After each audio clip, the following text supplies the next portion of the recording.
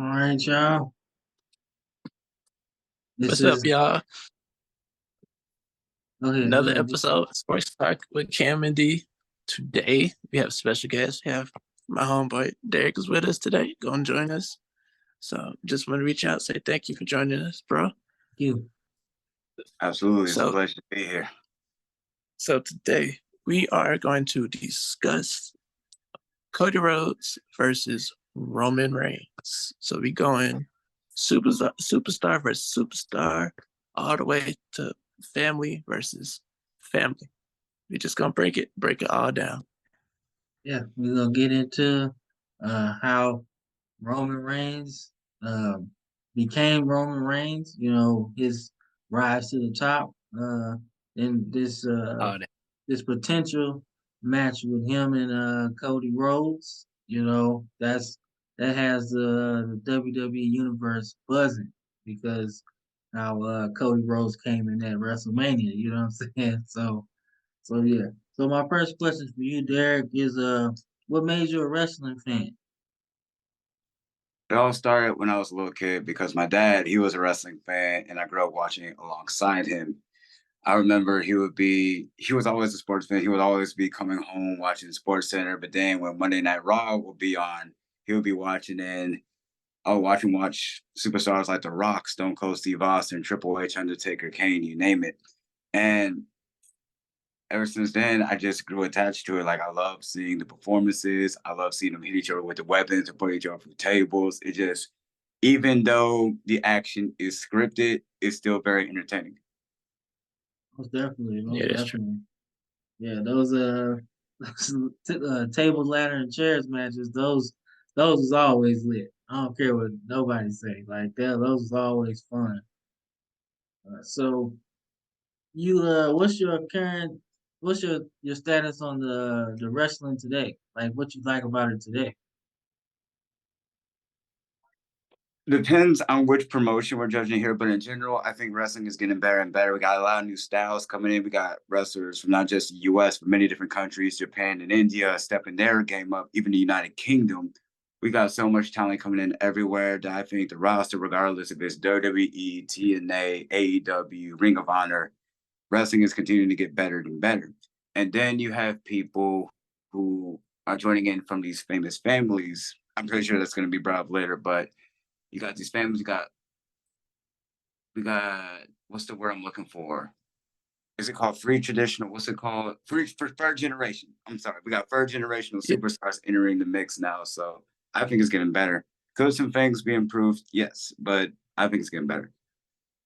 Okay, okay. What you feel about the all elite wrestling? Like, what you think about that? I thought that promotion was interesting because it came out of nowhere. It's been a while since WWE had a really a tough challenger in terms of product, right? So it's been since WCW, right? So now they have a legit challenger in terms of product. So like, what you think about that whole thing and how it came out?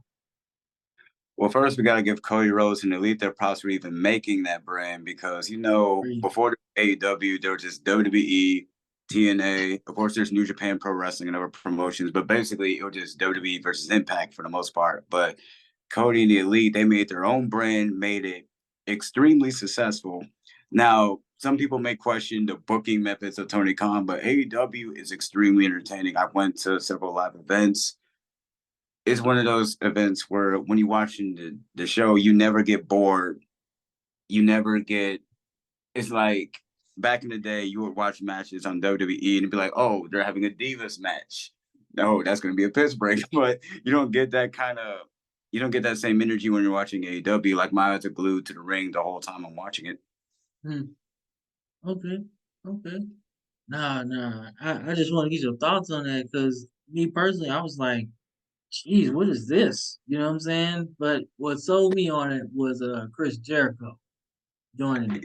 That gave me like, yeah, okay, this might be legit because if he signed his name to it, I think they got something. I don't think he would have joined anything that wasn't established for real because Chris Jericho is that guy. You know what I'm saying? So But what also surprised me was John Moxley, you know what I'm saying, or Dean Ambrose to people who don't really watch.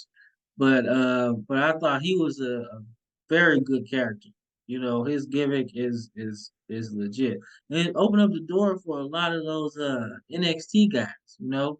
Like they just like a lot of them, you know, they was just on NXT and now they like main card guys on AEW, you know what I'm saying? So, Yeah. who's your favorite wrestler over there? Like, you know, just kind of curious.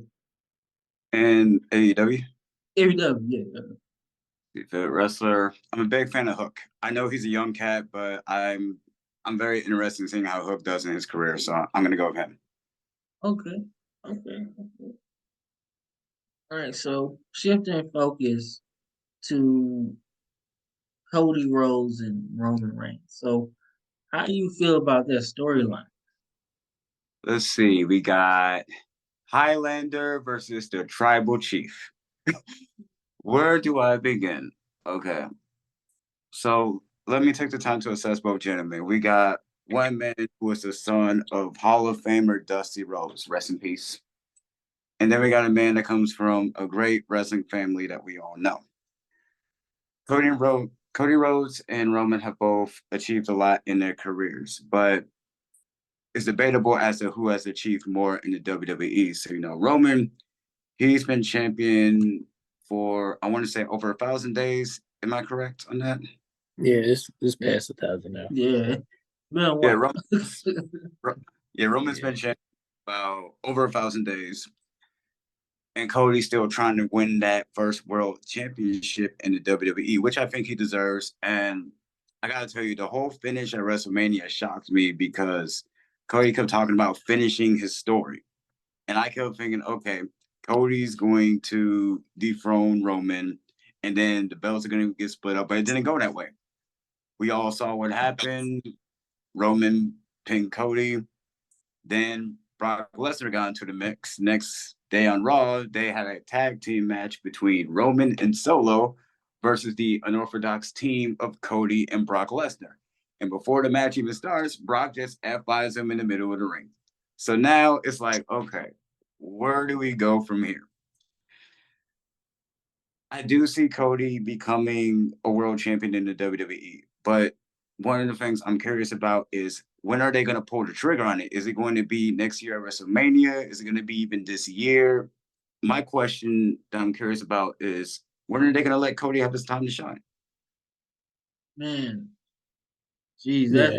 that's being the question, bro. Like we was just like talking about that before we got on. It's like when is the time? Because I thought the time was at WrestleMania when he entered. I did I too. did too. You know what I'm saying? I thought, okay, you enter against Seth Rollins, right? I'm like, all right, cool. Like that was lit. That's probably top three entrances ever. You know what I'm saying? So, so I'm like, okay, well, this is cool. Let's lead up to that. You got something cooking, right? So then he loses at WrestleMania, right? So I'm like, well, that sucked. You know what I'm saying? That's like when Sting and Triple H wrestled that time. And it was like, okay, so like Sting comes in and then it's like, oh, okay, cool. He finally here, the last guy from WCW. He finally gonna get his shine. And Triple H wins. I was like, dude, don't tell me this, right?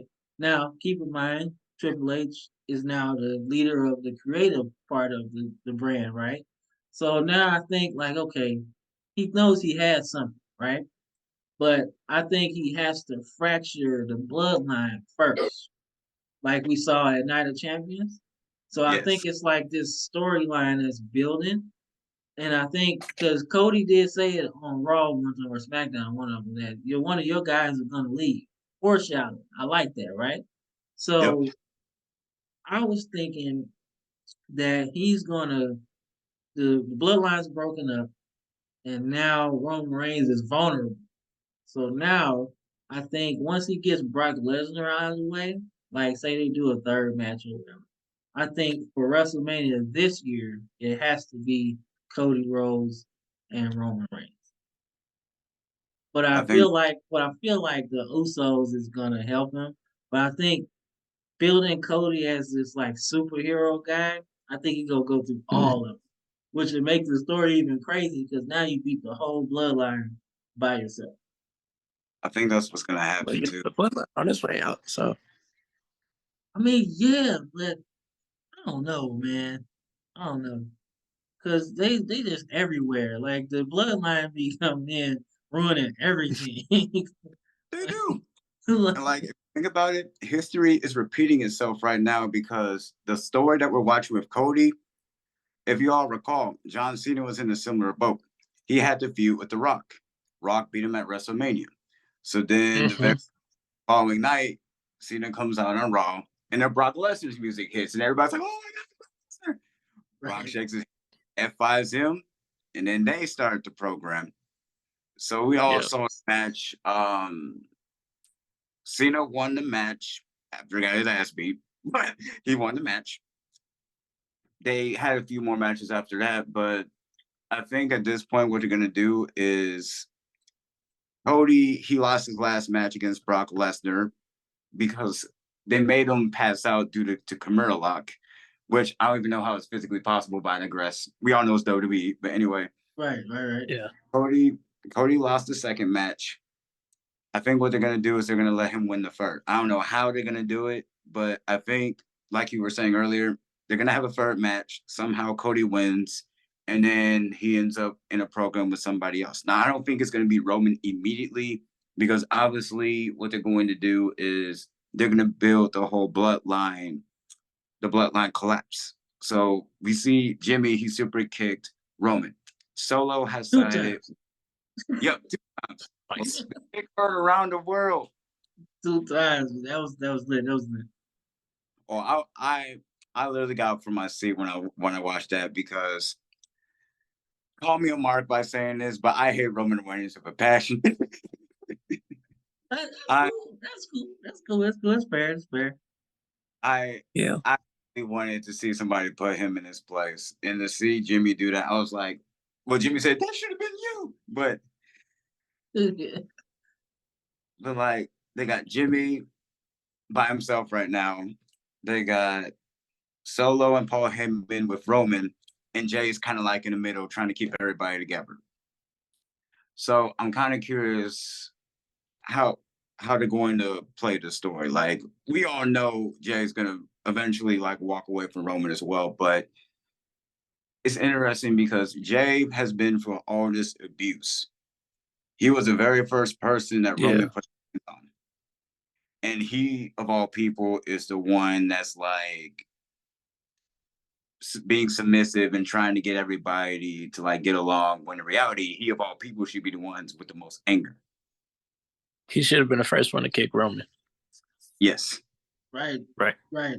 Hey, you ain't lying. Like I was surprised. I was like, bruh, nah, man, they ain't finna beef right now. But man, when he kicked him, I was like, oh no, he didn't. I mean, cause you heard what Jimmy said. Jimmy said, "I did, but you should have did a long time ago. Time ago. Yep. But Yep. Or you should have been kicked him in the face a long time ago." Man, but the second one, I was like, Yeah, that second oh, that one. was a statement right there. That was definitely Mick Foley off the steel cage type stuff. Like that was like, oh, is Yeah, that what we yeah, doing now? That's what we yeah. But you doing? gotta get Roman. But you know Roman good at selling stuff like that. Cause remember when Seth Rollins Five selling them? times, didn't he? He hit him like a couple times with the chair though, didn't he? Like Yeah, that was definitely selling, man. yeah. So Roman know how to sell it. That's how it make you get like super excited. Cause the way that he sold them super kicks, especially that second one, like yeah. Second one, I was like, oh no, that's not what we doing, man. But hey, but that's what keeps it exciting. I think that kept me on my toes. Wasn't expecting that at all. You know what was the epic? Like when Jimmy did the first kick, imagine if Jay joined him and they did a double super kick to Roman right after that. I would have lost it. You know what? That thought Yeah, was in my head. That thought was in my head. What if they just did? What if the second one would have been both of them? but then I was like, man, this seemed too good to be true because I done Yeah, seen WWE where it's like, man, we got a cool moment, and then somebody come around and just mess it up. they messed it up. Like, Yeah. somebody big come out and they just spear dude, and now he in the storyline too. And I'm like, where did this dude even come from? Now we all confused, right? So I'm glad they just kind of left it alone. You know what I'm saying? But speaking of Roman Reigns, you said you don't like him, and that's fine. That's fine. He's not the most popular character. But what do you think about his rise though? Like from the Shield to now, because he had that rough period where nobody liked him. Didn't matter if he was good or not. He wasn't really good on the mic, and you can tell they was pushing him, but not too fast. You know what I'm So saying? Too fast to yeah, be the guy. Right? So my thing is, how you feel about his overall talent now that he's kind of molded into the tribal chief? I his mean, mic skills definitely got better because when he first started, his mic skills totally sucked. I think that's probably why they put him with Paul Heyman because they know like if your mic skills are not all that awesome, put you with Paul Heyman who has I these even get awesome you mic right skills. though. Yeah, just let Paul talk for you, because his mic skills were not the best like at all. So Paul Heyman, as you know, is a creative genius. Like he's gold on the mic, and he's built many people from Brock Lesnar, CM Punk, Rob Van Dam, you name it. So like Paul knows the business, and pairing him with Roman was definitely something I did not see coming because prior to that he was with Brock Lesnar, but then Brock started doing his own thing. So then we see Roman Reigns and Paul Heyman sitting together in SmackDown, and then before you know it, I think like around that time period there was a program going on between Bray Wyatt and Braun Strowman, and so they add Roman Reigns in the mix, and then Roman beats one or both of them to both, become. Okay. Okay. Yeah. yeah, that was great. Yeah. I was I mean, like looking at I'm looking at like Roman like now, like you all said, he was struggled with his mic skills, right? And I'm sitting there like, dude, what you talking about? You know what I'm saying? And and but he's gotten so much better. Like even in the ring, you know, I hated the mhm. Superman punch, but I like it now, and I like the spear. Like he just he can do it almost like Randy Orton's RKO. He can do it anywhere, anytime, in the air, like anything. So I like it, and he's been built up so much. Like now he's like understanding like how powerful he really is, which I thought should have been his gimmick anyway. Like let him build up and have like this army of people because I'm like Roman Reigns is a perfect name. You know what I'm saying? Roman Empire growing huge. You know what I'm saying? Like I thought it'd be bigger than just the Usos at the time, but now they have the other guy. I can't remember his name, but he got the spike, and that's fire. I like that.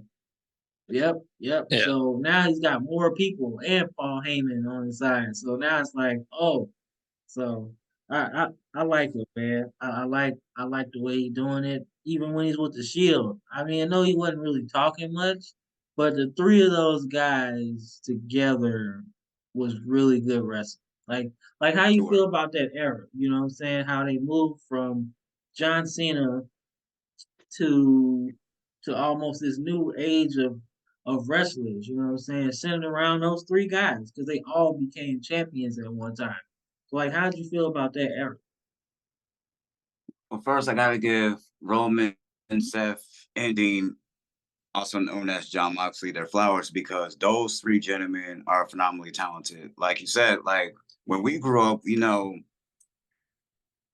around what's it called? Around the attitude area, ruthless aggression area, whatever you want to call it, the main stars around that time period, people like John Cena, Batista, Randy Orton. But when we got these three guys, we got John Moxley and Seth Rollins who have great indie backgrounds. And then we have Roman Reigns, who comes from a famous family, very big built guy who doesn't need to say much, but can easily knock somebody out. So the three of them just meshed very well. And going back to Roman's growth, you were right. Like when he was a face, he wasn't as big as he is now. I mean, of course, some people liked him. Of course, women and children liked him. but he was kind of growing on people the same way Cena did. Like he would come out and he'd be a good guy, but people may not like him. They might think he's lame. They might think he can't talk. And I remember they kept calling him the big dog, but now they call him the head of the table, the tribal chief. He has the island of relevancy.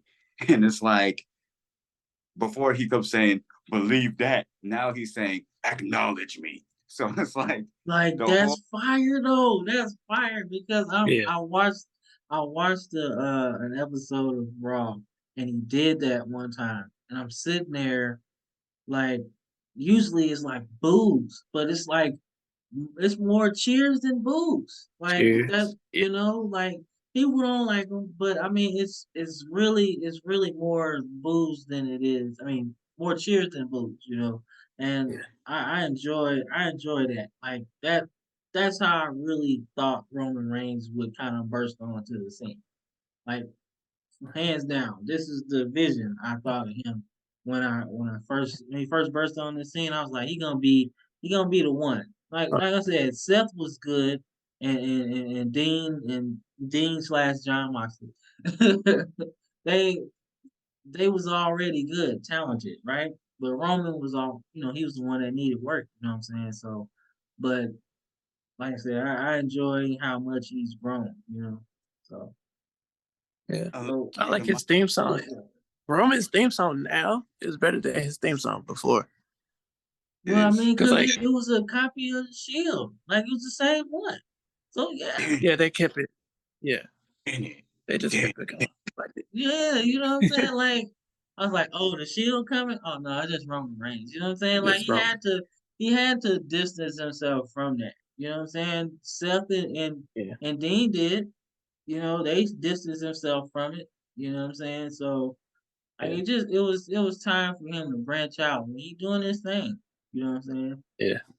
Yeah, my thing with his theme song now, I was joke around and say like if you want to start feeling yourself, like you're a big dude, you just start playing Roman theme song. Like I ain't gonna lie, it's been times I walked in on work just playing Roman theme song. Just like let me start my day like Roman. That's That's why I not gonna say be his theme. I don't know why I do that. I do that sometimes, but And it's that's all not gonna be right. Told you. Go ahead. my fault. I didn't mean to interrupt you, but that's not gonna be shame though, because when AJ Styles came out to WWE, that they don't want none. No, they don't want none. I blasted that in my car for like a straight year. yes. Yep. Man, but that's a guy. That's a perfect segue. So obviously TNA was a very important part of wrestling, right? You know what I'm Yes. saying? So how did you feel about that era? Because I actually enjoyed TNA at a time more than I did WWE. It was different. You had the octagon ring that was like octagon or Yeah. whatever. It had more size than WWE, right? But I enjoyed it because it was different. Like it was different. Sting was over there. You had Jeff Jarrett over there. I mean, Kurt Angle ended up going over there. Ric Flair was over there. Like it was exciting because they had all these guys from the past and future guys like Samoa Joe in a sense, that really blossomed underneath that promotion. So like how you feel about that promotion, in the whole history of professional wrestling? I enjoyed TNA back. They had, like you were saying, like they had a lot of people. They had like Booker T, Kurt Angle, Jeff Hardy, even Lashley and McIntyre were over there. Yeah. Ooh, where do I begin? Like TNA, people like Christopher Daniels, AJ Styles, Frankie Kazarian. Like they have so. See, it's interesting because when TNA, which is now called Impact, but back when it's called TNA, I was just waiting for the day that they did like some kind of crossover event between WWE and TNA, but they never capitalized on it. And I'm disappointed. Never did. Well, it's like the second time though that they've like missed the opportunity to really like cross brand professional wrestling. You know what I'm saying? Because I was watching one of the Legends biographies that they have on EA, right? And I'm sitting there and I'm like, so you telling me that when Razor Ramon and like Kevin Nash were raiding WCW that nobody let them in? And Eric Bischoff was like, they should have let them in. that would have been the biggest thing on television at the time. You know what I'm saying? So, like, I just hate that. But now I feel like since Triple H is in charge of creating, there's gonna be a lot some fun stuff happening. You know what I'm saying? Because he has a bunch of ideas. You know that maybe he couldn't say anything about because Vince was in the way. But now I think he's good. But TNA was off the chain, man. Like it was awesome. Mick Foley was over there. Like I mean, it He had a was. bunch of dudes that really made that work. You know what I'm saying? Now I just Jay like that. was there. Christian. I enjoyed watching it more because it was more, like I said, they had more creative freedom over at TNA because it wasn't Yeah, like they hit their matches. You could tell was more like creatively free because it wasn't so like so strict. It had to go one way. It was so creatively free. Like the storylines were like they wrote up their own storyline and just did it themselves. As you can tell, they spoke with like freedom, so you knew that it was like this a real storyline. This ain't no let's rehearse this, before it come on camera. Like, and I'm glad you brought that up because I think, like going back to Roman, I think that's the reason why he's successful as a heel. Because back when he was a face, it's like Vince used to write promos for him, and then I don't remember what episode it was, but he came out saying "sucker" and "succotash," and I was like, "Who he says ready to run. like Like that?" Just what? like what are you talking about? Yeah, like stuff like that. But I think that's why Dean Ambrose left, you know what I'm saying? Because they were writing him. He said that they was writing him to do like stupid stuff. He was like, "What is this? Why do I have to do this?" You know what I'm saying? So, I like I said, I'm just glad somebody else is in charge with some new ideas. And be honest with you, Triple H and Shawn Michaels, the clique as they call themselves, right? Like yeah, exactly. So those guys may not have been able to share ideas, you know what I'm saying, because Vince was the guy. But now, you know, people can have different ideas. Like it's more of a free speaking environment now, where instead it's Mm-hmm. not like Vince is down your throat. We're not doing that. No, you can really approach Triple H and be like, "Hey, look, what you think about this?" And he's a former wrestler at the highest level, so he can tell you if it's like stupid, or he can even Working out. tell you if it's gonna work, or y'all can collaborate and figure out something that works for everybody. You know what I'm saying? So I just Yeah. think he's bringing in a whole different era, man. And I think these young guys, they like it. exactly because Triple H not only does he understand the business, but as far as the assignment of making better content, he has that down to a T. Because you can see from NXT, some people say NXT is better than the main roster because Vince would always be telling them what to do on the main roster, but in NXT they have more flexibility and giving them the opportunity to say what they want the mics to be themselves. They should have done that a long time ago. Because imagine some of the things that we would have witnessed if people didn't have to follow scripts, like they could just come out there and say what they want on the spot. We probably would have had way more intense moments. Oh, Yeah. most definitely. So my next question, we'll hit you with like a couple quick hitters, not quick hitters, but just questions that I want to get an answer to, from a guy that really, really loves wrestling. Right? So your favorite match of all time. Not like the people in it, but the concept of the match. Let's see, my favorite wrestler of all time, No, your favorite wrestling match of all time. favorite match of all time. Whew. Okay, Yeah, favorite match. but not like with the people in it, but the concept of it. Okay, I'm gonna go with the first match that popped in my head.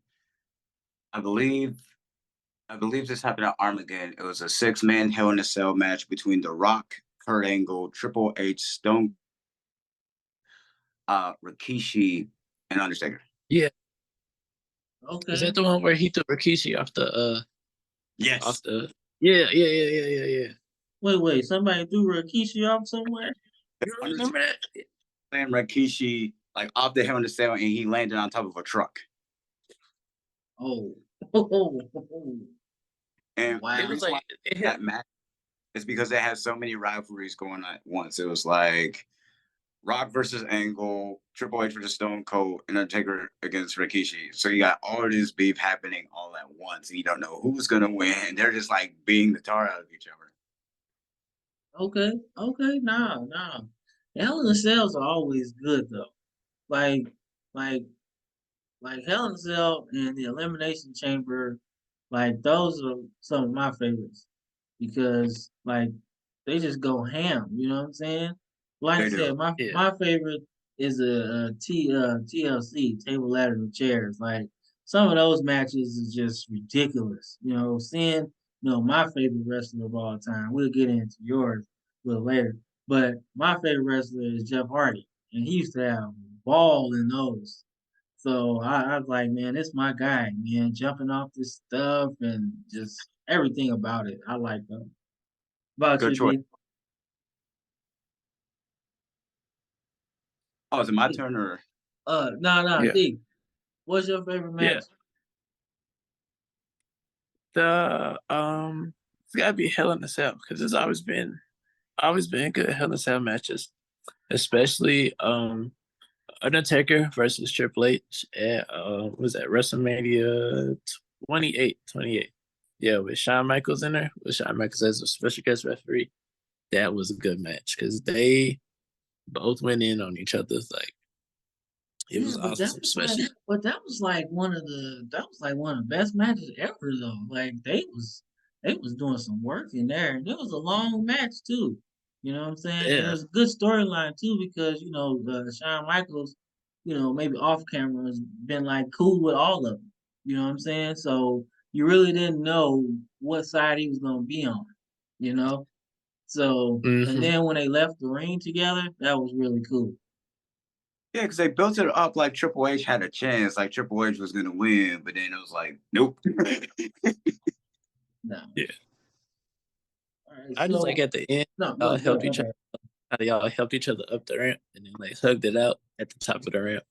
Yeah, that's what I'm saying. Like that was like awesome to see because it's like three of the top wrestlers of that era. Like they all put it down. You know what I'm saying? Like some great performances. Like I didn't like Triple H at first, but I really liked him as a villain. Like he was a great villain gimmick, He was. man. It was. Because you could pair him with anybody. You could pair him with The Rock. You could pair him with Stone Cold. I mean, you could pair him with a new guy, and he could make them a star. You know what I'm saying? So, he was really cool, man. You know what I'm saying? But I like Triple H the most when he was like the leader of Evolution. That was like my favorite time for Triple H, like because you had two young. I can't believe I'm saying this, but they was baby faces, man. With Randy Orton and Batista. Then you got Ric Flair still doing his thing. You know what I'm saying? That was just a perfect blend of wrestling at the time. So, You had the past, the present, and the future. Like Present in the future. Yeah. yeah. And D already know that's my favorite theme song ever. Ever. Yeah. That's my favorite theme song ever. So he listened to Roman Reigns before going to work. I listen to Evolution going to work. I'm bumping at AJ Styles. Man, AJ is I nice mean, though. Man. I like him. I like him too. it just depends on, I guess, when it comes to like what theme song I listen to on the way to work, I guess it depends on like the attitude I want to have for that day. So it's like, do I want to have that Roman Reigns attitude all day long? So let me just listen to Roman Reigns. But You know, I tried to go into work listen to John Cena theme song, but that didn't work because I was like, it would be too energetic John all day. Cena, So I was, really? Like I I was like, can't do that one. I yeah, I can't was do like, gonna that be one. too. Nah, I was like, I'm gonna be too energetic, bro. I I ain't like gonna do that one. Yeah, I can't do John Cena's man. Like I don't know. You can only listen to it pop like one time. Before I mean, that's after my that, gym. I mean, that's my gym thing. So, yeah, I listen to John Cena theme song. Like, if I'm going to the gym, just to like give me, up and ready. You know whose theme I like? But that's my next question. What is if you had to pick, you had to use one theme song as your workout song in the gym, what is your workout theme song? Easy. The Rising Sun, Shinsuke Nakamura's theme. As your workout song? Yes. Okay, no. I like that because he's an interesting character too. So I like, yeah, most definitely. So last question before we get up out of here: your favorite wrestler of all time? See, you pulling out the big question. But I'm glad you asked that because there's 3 superstars I'm thinking of. I'm trying to decide which one I want to go with. Of all time. Ooh. You know what? This might be controversial, but I'm gonna say it because it's how I feel. One of my favorite wrestlers of all time is Chris Benoit. I know there are some personal matters that made him controversial, but I'm speaking strictly on his wrestling ability. Benoit was not afraid of anyone. Like, regardless if he was face or heel, he didn't do any underhanded things like run away or try to dodge him. Like, he didn't care if you were the Big Show. He didn't care if you were Kevin Nash or if you were Goldberg. Like, he would fight anybody. He was a great technical wrestler, great submissionist. I really I still watch some of his old school matches to this day just because of how tough he was physically and mentally. Nah, man, hey, that's fair, man. Like, he's actually in my top 5 of wrestlers that I've watched because his performances just made it cool, man. Like I don't know, he was so together in his body. Now, in terms of steroids, whatever, we're not getting into that, right? But it seemed like every movement he made in the ring had a purpose. Like it wasn't just, he just in there big, running around, clotheslines. Like he was technical, like you said. But everything had a movement, you know what I'm saying, it had an importance. So I liked him, I liked him as well. Off the outside the ring, you can't really speak on that because we don't know. But inside the ring, I agree with you, is one of the best ones. Now, my favorite wrestler of all time, you already know, is Jeff Hardy. That's my favorite. That's my favorite wrestler of all time. He did it. He did it hardcore. He's been a babyface. He's been a heel. He done ran ECW, TNA.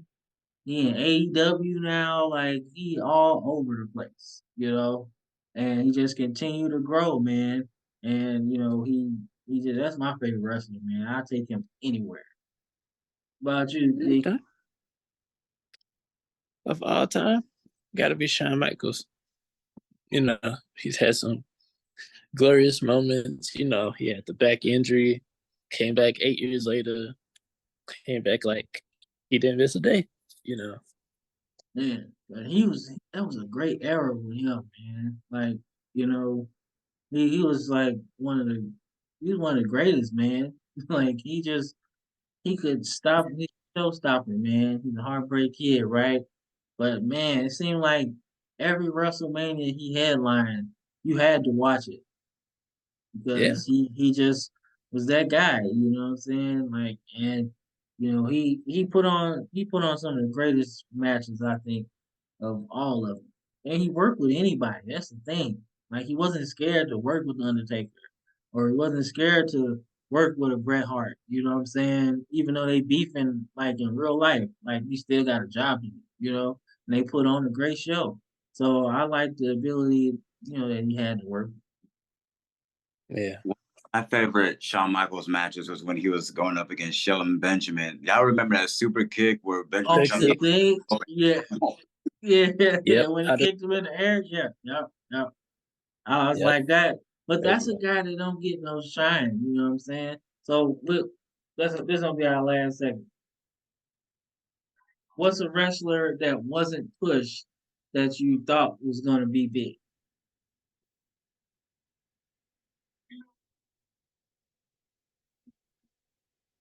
I gotta agree. Shelton Benjamin should have got a push that he deserved. I mean, at least once.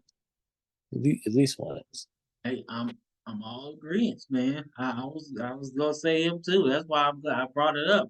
'Cause I was like, man, Shelton Benjamin was everything. Athletic. He was good on the mic. You know what I'm saying? Like he was everything. Like he could do it all. So I was like, man, this is crazy, man. You gotta let him get some shine. I think the only thing he got was like the Intercontinental Championship. That's like the biggest one he got, I think. So Mhm. I was That's like, it. man, And Like he didn't get no push for that. not really. No, he just won it. That was it. I was like, it's like the last really big thing I remember him really doing. You know what I'm saying? Getting an Intercontinental Championship. But from what all the legends say, that when you get the Intercontinental Championship, that's the signal that you are the guy. Like that's Next or to at one. least the guy that's coming. You know what I'm saying? Because that's what Bret Hart said. Um, John Cena got it. Edge got it. You know what I'm saying? So I think that was the shift from the King of the Ring, because I think King of the Ring was the thing that signified you were the guy. You know what I'm saying? And the Intercontinental Championship, said the same thing. You know what I'm saying? So I thought, like, now that I know that, where's the push? So WWE really dropped the ball on Shelton because I remember like back around 2004, he got a lot of single wins or even superstars as big as Triple H. So you would think with him beating a top guy, like that was the opportunity right there to push him and give him the strap. But let's be honest, around that time period, we didn't see many black wrestlers rising up as we do now. For whatever Yeah. reason, but Shelton definitely needs his flowers, and it's probably not going to happen anytime soon, but I pray that before his career comes to an end, that he gets at least one world title reign, if that's even possible. right, because Yeah. he Just still got it. He still got it. He was in great shape. You know what I'm saying? So I mean, it could happen. It just depends on what's happening at the time. I think once you get past this Roman Reigns phase, I think you're gonna see some different guys ready to take the reign. Like I said, and I'm not gonna be surprised to see AEW and WWE, like a lot of the stars cross paths. Like because this is guy I've been kind of following MJF, and he's been like the guy just talking, and I like the stuff he be saying. Like I do. I like he talks stuff all the time. He's in character like 100% of the time. And the little feud he had with CM Punk was like theater. It was perfect. Like it was perfect, and it had everything. So I wouldn't be surprised if him take that step to WWE, right? But I wouldn't be surprised to see somebody else that's like kind of like Steve Austin was at the beginning of his career before he really blew up, kind of a mid card guy. Somebody come from there and then go to AEW and start. That I think it keeps both companies in business without one, taking over the other one. I think it keeps everybody on the same page. Exactly. So hey, this is episode 5, man. We really yes, sir. appreciate you coming, Derrick. Tell people where to find you and what you're working on right now. Where to find me? Let's see. I'm on Facebook right now. My name is Derrick D-Man Armstrong. By all means, feel free to send me a message. Feel free to send me a friend request. I'm out there. All right. Most Anything else definitely. you got, D? Um, I don't know if y'all noticed, but two of the best black women in wrestling lost the same weekend. I don't know if y'all noticed that. Unfortunately, I did. I Yeah, was they bummed out to see both of them lose in the same weekend. in the same weekend. Yeah. Right. Well, you talking about One lost her. Jade, huh? Yep, You she talking about lost. Jade Cargill? Yeah, yeah, She lost her yeah. title. She lost her title and her streak.